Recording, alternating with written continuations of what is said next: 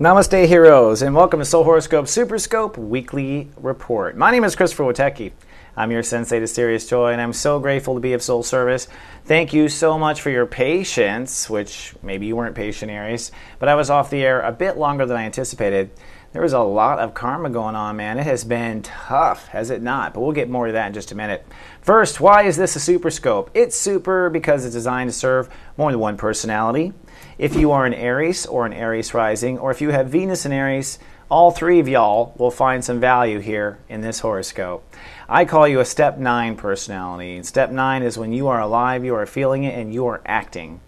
That said, while I was off the air, the sun was in Gemini. And so for the last 30 days up to this SuperScope, you were upgrading your thinking consciousness, the way you think. There are 12 states of awareness, 12 states of knowing you're alive on Earth, and thinking is actually just one of 12, despite what our brain seems to do to us. And upgrading your thinking, you did. And just at the end of that, Mercury, the king or queen of thinking, however you want to look at it, retrograded, which means the universe said, oh, think differently. So that said, moving into the sun in Cancer, you are now focusing on your feelings, but because Mercury is back in Gemini, you're also focusing on your thinking. All right, lots to think about. But we are in Cancer, and Cancer is how you feel now. How you feel. And how you feel is how you ground. How you feel is based on your home family foundation. I believe how we feel is based on our past life, how we ended, but you don't even have to believe that. Your childhood is enough to set up an emotional tone or not. And it turns out that humans and chicken come from the sea, in the sense that emotion is extremely important for our foundation on Earth. So therefore, how you feel turns into all of your success or not.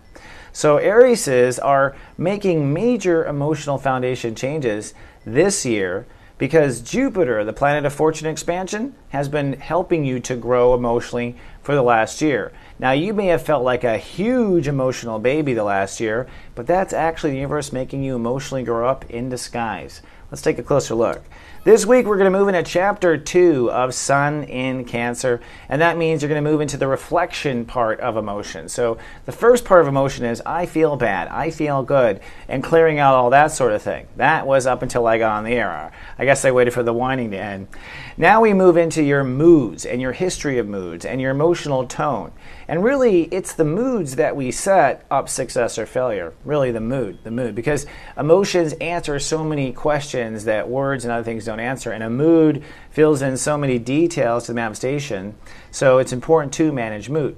Plus, like I said, Jupiter is in this area of your consciousness for the first time in 12 years. So in the next 6 weeks, you will probably feel entirely different. Probably different than you feel right now in this here horoscope right now. That's just because you're going to change mood, and it's a decision to change mood, and that there sets up the premise of this horoscope.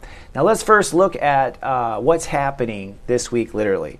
For starters, the sun moves from 7 to 14 degrees. That means you're going to decide what you don't feel like anymore, and you're going to decide what you think you feel like and go that way. Now that thinking what you don't feel like and do feel like, you may be having that sort of discussion about your marriage, your home, your mortgage, anything. I don't feel like this anymore. But it's still a feel thing. Now the sun is opposing Pluto, which means there's still a lot of aggression and opposition and fears that by going with your feelings, you'll ruin your career. We'll talk more about that a little bit later in the next section of the horoscope, but just so you know it's out there. And then there's also fears of being strong. You're working out fears between strength and emotion and learning to get your ego on the side of your emotion, not on the side of trying to be strong all the time, right? Now, Mercury moves direct. Thank God for that. Mercury moving direct means we're going to think forward again. Legal contracts, everything goes forward. If you've been waiting for someone to sign a contract or give you a job and stuff, those tend to not happen in a retrograde, and if they do, they fall apart. But Mercury does go direct on Wednesday, and that means your thinking and message and everything goes forward. What you ultimately are going to do is come up with an overall tone, a mental tone that you want to subscribe to. And of course, that mental tone should include feeling good, right? If you have a shitty tone, you're not going to feel good. Now, interestingly enough, Venus, the planet of love and creativity, has moved into this sector of consciousness. So as soon as you decide what the tone is, you're going to put out 50 emails. It's like you're going to be extremely quickly productive with these new thoughts. This isn't a lot of waiting around and thinking. This is productive thinking, decisions forward. Then lastly, Mars takes the lead over Uranus, which I think you'll be happy to know. That means that the struggle between your ego and your relationships finally starts to ease up. And guess what wins? Relationships, actually. Truth is, your ego has a lot of growing and changing still to do. This was just one mighty round, but you will move forward with ego. And so in some ways, a new married side of yourself is technically born this week, and you step ahead past the chaos, which is good. Okay, so that wraps up my first intro. I have a new section of the SuperScopes called the Sirius Joy Farm. Seriously. But we've got to hop over to a new place on the planet to get there, so let's hop over and I'll meet you there. Howdy! Welcome to my Sirius Joy Farm. Seriously. And this is my new tool, frankly. I know it looks silly, but there's a lot of focus on this, seriously. I got this kind of idea from picture pages when I was a kid with Bill Cosby, you know, and a lot of the little games you would see in Sesame Street and stuff. I wanted to create a tool that could help us talk about consciousness, and it's really very, very smart. I'll show you why. On the left are all the states of awareness you must be serious about. On the right are all the states to be joyful about. This is what I call the Sirius Joy Tree, an architecture of consciousness. There are 3 roots and there are 3 leaves, and these are all the ways we stay in balance. So from left to right, you balance between the Sirius and the joy, and from bottom to top, one leads to the other. So you'll be happy to know, Aries and Aries Rising, that one of the biggest qualities that holds up our joy, in fact, the quality that holds right under the joy, is the ego character. Our ego is responsible for protecting and holding up our joy, which means Aries are the most important sign to joy as far as I'm concerned, right? Now, that said, where is the sun putting energy on our Sirius Joy Tree? And that's what I created this for, so we can hang the planets on the tree and see where things play out. Well, God is focusing on your feelings, which, as you can see, feelings are a root. It's a root. It's deep. It's underground. It's subconscious. Our feelings are below the earth, and you are expanding emotions underneath the roots here. And not just expanding, we've also got Jupiter. Jupiter, which is the disco party, wherever God's throwing a party. So we got God and the party in the house of feelings right now, or in the sector of emotion for Aries and Aries Rising. Now, that's what you're light casting. In other words, that's what you're creating to make or change in your life. But you're always manifesting wherever you're opposite of light casting. So you're light casting new emotions and a new emotional foundation, new emotional roots in your life, but you are manifesting career, represented by Earth on the other side. So God's always on the opposite side of Earth. That said, you're going to see a lot of career manifestation. You're going to see things take off in your career as you focus on seriously your feelings. So once you're serious about your feelings and serious about feeling better, the manifestation of that is joyful career. See how this joy tree works? But wait, there's more. Now let me describe your career for the last 5 years. Pluto. Been killing off your career for the last 5 years, basically, and leaving room for new sprouts of new careers. Now, career comes down to our decisions and the decisions we make, in essence, as far as spiritual is concerned. So as you manifest, or as you light cast, plant the seeds for feeling better and growing better here on the Sirius side, you will manifest new career, manifest new decisions by default. And Pluto's there, kill off once and for all the old mistakes, the old shame, the old whatever. Now, your ruling planet, Macho Mars, is is in Libra, which means that it's focused on your marriage, which is your relationship to yourself, and therefore all your relationships to the world. See how Mars is looking out to the world like, hey, we're the chicks, all right? So Mars is in the house of marriage, which means that there's a lot of aggressive energy being put on you growing in relationships. Now, directly opposing this Mars has been Uranus, the psychopath of the solar system, stabbing to death your old ego. So it's been a big balance at the very top of your Sirius joy tree between trying to be strong in your partnerships and your ego constantly getting psychoed down, right? And at the very bottom, you've been focusing on the root feelings of your life and the root decisions of your life. So any Aries or Aries Risings want to write me to ask, why is your life not going forward? This is why. Your Sirius joy tree has been seriously plagued by pests, okay? The good news is it's all going to open up like right now, because it comes down to how you respond to your own emotions. That's what this whole equation comes down to. You treat yourself better and you feel better, and guess what happens? On the one hand, you're going to manifest career, like I already said. On the other hand, you're going to feed the right feelings to your ego up there and to your marriage partnerships. And when you feed the right feelings in this side, it's a healthy, serious side. In essence, the part with Uranus there and psychopath, that is going to be gnawing at you for a while, but the tension is released when Mars here breaks through with the relationships. And frankly, Mars gets ahead of Uranus this week. So Mars gets just ahead and kind of breaks away from this four-way chain. Now, there's a couple of other little tinies I want to show you. Let's put away the planets. One is a grand trine, basically, with Neptune, Jesus Neptune, and Sirius Saturn. So this grand trine represents where you are growing essentially very fast this week. And again, the Sun and God and Jupiter, really there's 3 planets there, 2 planets. The Sun and Jupiter are working on expanding your feelings, and this energy will triangulate around between these 2 other guys. This means that you must be responsible about your boundaries, right? And we always want to approach our boundaries joyfully. That's the point here.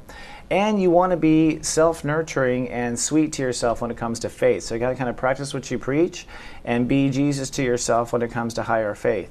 This allows the energy to triangulate. And when it does, you grow really fast. So when we surrender to a grand trine in astrology, we grow tremendously fast. Those born in a grand trine are born working tremendously fast in that area, if you don't know. So if you have a grand trine in water, which is what this is, if a child was born right now, today, they would be extremely good at uniting their faith, their intimacy, and their feelings, which make them a very, very passionate person. Now, one other thing I want to point out, and this is the last one, has to deal with love, baby. Where's the love?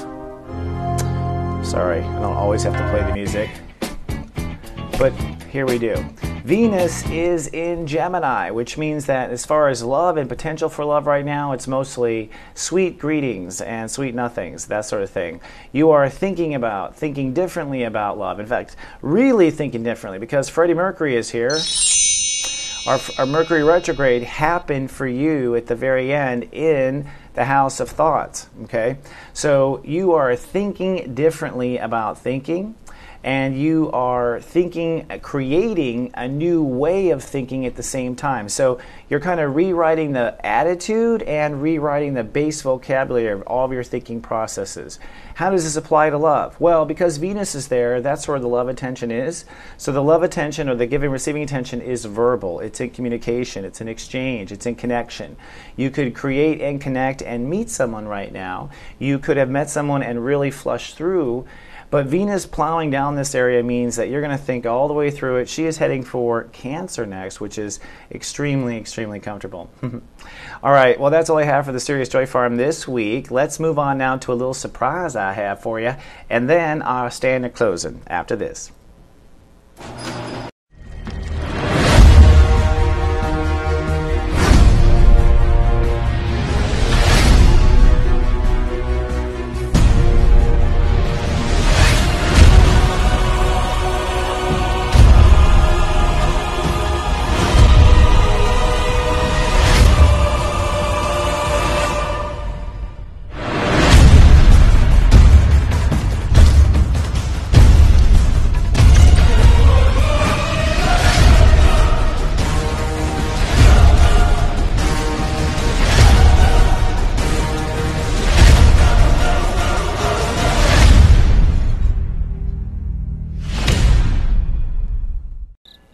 Couple of pieces of information I want you to know. For one, cool news. The Megascope monthly reports now are available for online rental.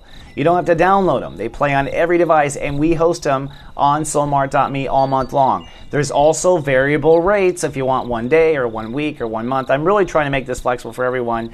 Also, I want to tell you, I added Jupiter Gets Emotional to the Megascope stream. So if you already rented, go back to Soulmart. There's an extra video there. It's going to help you through that 6-week transition we were talking about. Available for all 12 signs. Another thing, I got a cool teaching series coming out this summer I'm so excited about. It's called So You Want to Be an Astrologer, eh? Well, it's really designed for people who want to professionally be an astrologer, or if you want to use astrology in your given vocation. So as teachers, as leaders, as directors, whatever it is. Even in college when I directed TV and film, I used astrology with my characters, and it made my characters so much richer because astrology answers so many of the questions. Come on down to soulmart.me, see all the great courses. I have the Architecture of Incarnation. I've got the Art of Reading People. That's a fabulous course. It talks about psychic ability as well. Come see it. You're going to like it. Then I've got another exciting announcement for those who like this special. Buy 1 hour reading right now. You get a 30-minute follow-up for free this year with me. This is an excellent package deal for people who've never had a reading with me because you get twice in the same year. You really see proven results. Read my little comments under there or people's testimonials. This is my greatest talent. And I'm also the funniest in readings too, seriously. So come on down and see that.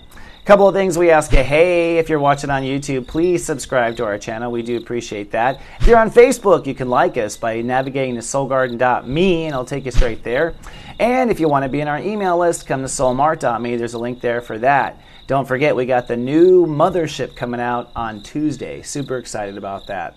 All right, my dear friend, thank you so much for logging in and your patience with me. I'll see you in 7 days, and I really mean it. Until then, live, love, be.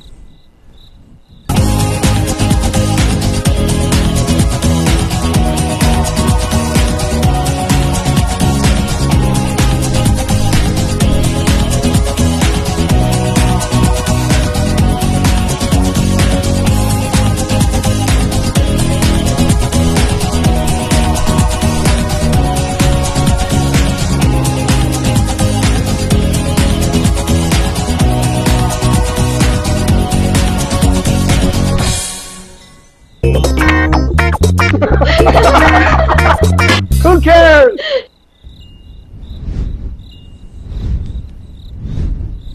So